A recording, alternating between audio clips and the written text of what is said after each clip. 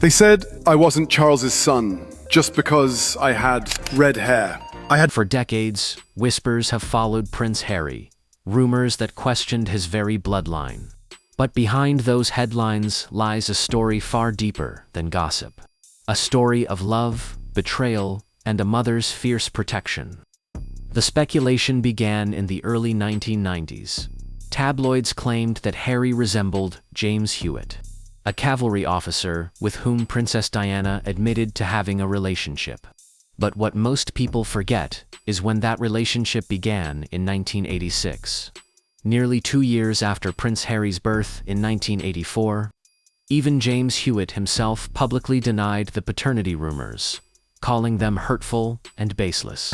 It wasn't until later that I learned those rumors came from Camilla.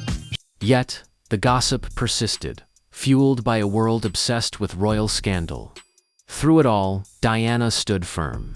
She never denied her mistakes, but she never stopped being a mother. In her own words, "I live for my sons. I would die for them." She raised William and Harry not as princes trapped in tradition, but as boys who could speak their minds, who could feel, question, and care. While the palace taught them duty, Diana taught them heart. So, when Harry says people said I wasn't Charles' son, it isn't just about blood, it's about identity. A man shaped by rumors, yet raised by one of the most compassionate women in modern history. I had no idea that my hair would become a weapon used to attack my mother. People whispered behind our backs, saying I didn't look like my father, saying maybe I didn't belong in this family. And I was just a child. I didn't understand those looks. All I knew was that my mother's gaze never changed, always steady, always full of love.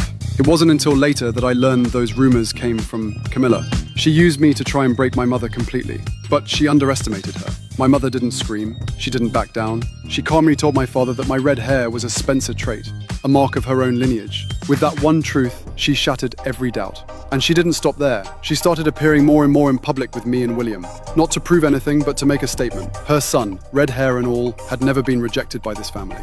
Now I've grown up, I'm a father myself, and I finally understand. She wasn't defending herself, she was shielding me. I'm proud to be her son, and even more proud of the woman who always stood up for her children.